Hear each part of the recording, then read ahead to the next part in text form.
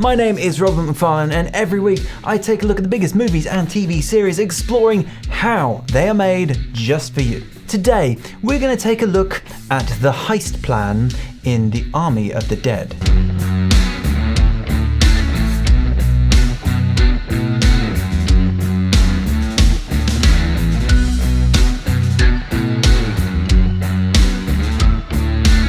Every heist movie requires an incredibly complex plan which needs to all go perfectly for our heroes to survive. And so to understand just how complex and fragile this plan is, most heist movies have a heist plan scene where one or many of the characters go about elaborating on all of the many details that the plan must go through to be achieved.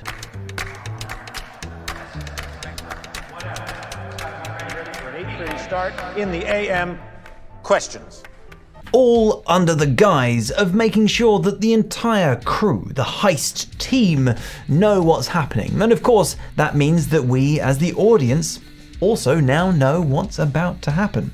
Or at least what they hope is about to happen. We're just supposed to walk out of there with $150 million in cash on us without getting stopped?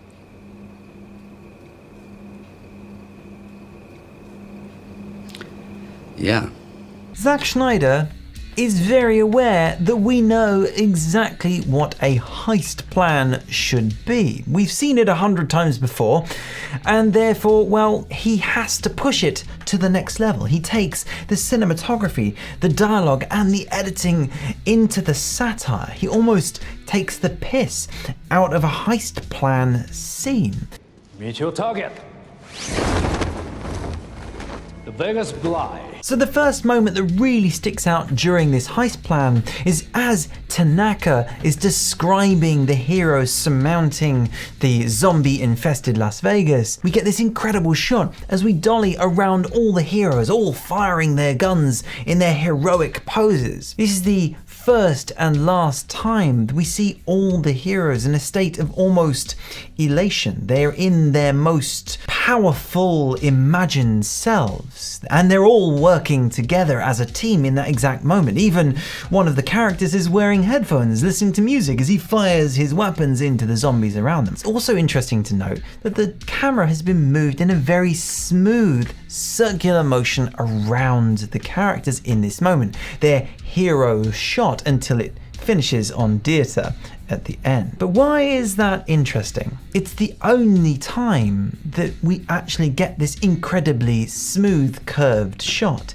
Again, reminding us that this is the imagined version of the plan and not reality.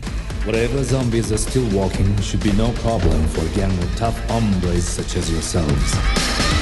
Finally, this shot also has one other use.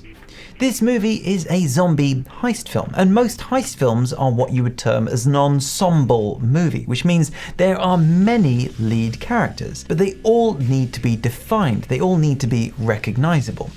Zack Snyder has done a lot to make sure that we can visually recognize each one, but also this dolly shot gives each character a moment to shine. They are in the center of the frame. They are their big, immortal, egotistical version of themselves, their imagined version of their own heroic self. And each of them convey a different sensibility in this moment. And this actually helps us later in the movie keep track of who is where doing what.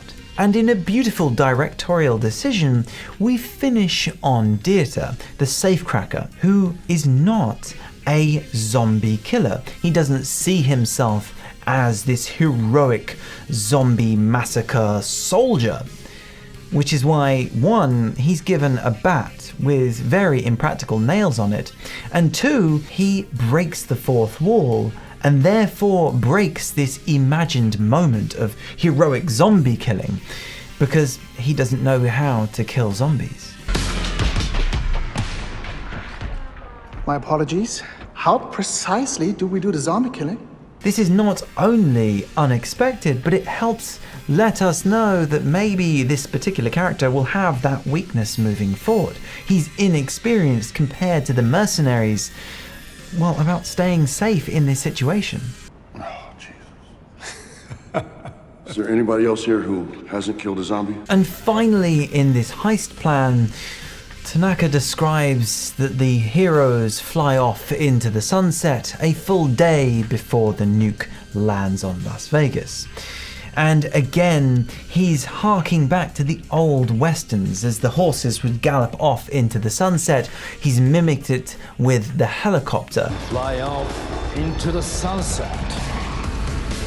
Flying off into this incredibly beautiful sunset that we know, again, just proves that this will not happen. Actually, for a director, that's a really gutsy thing to do, to continually tell the audience that it will not end well can make your audience feel frustrated.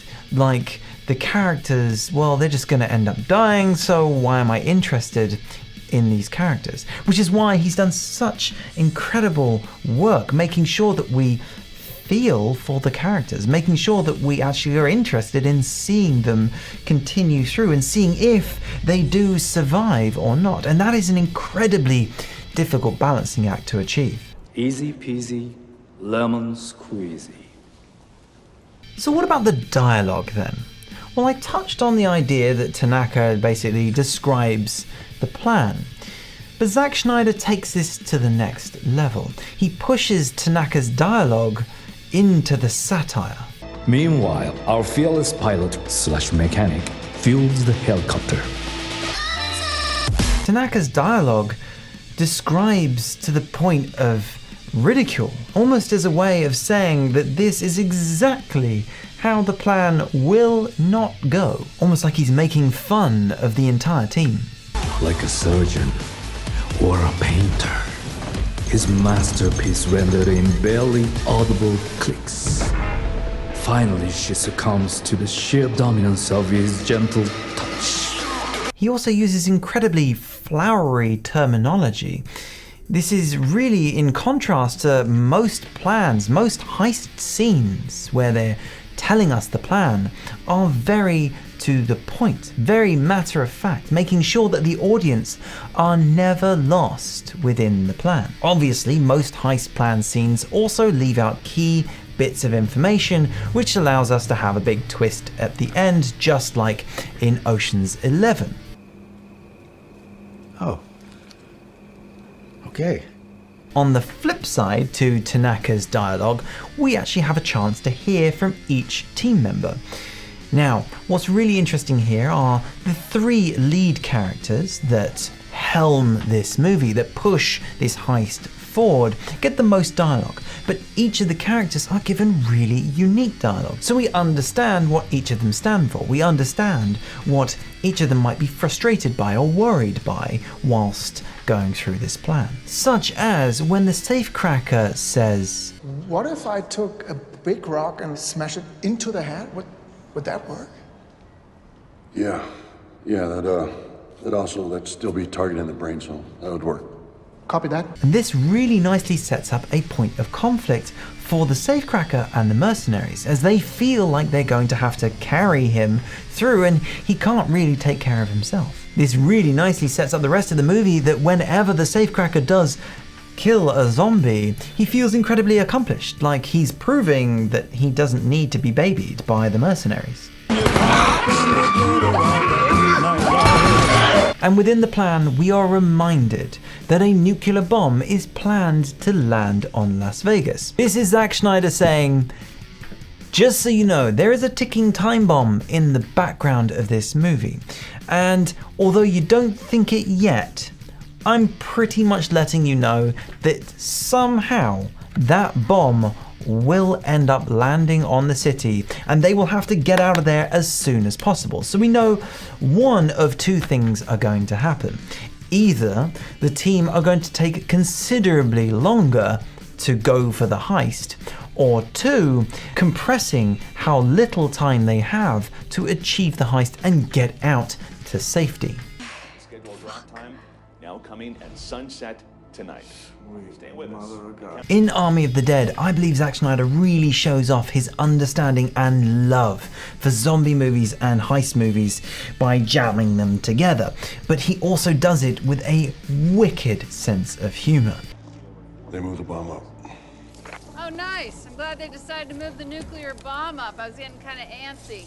Through cinematography, editing, and dialogue, he lets us know that nothing is about to go as planned. So even though he's literally just told us the plan, it forces the audience to ask the best possible question you can get your audience to ask themselves.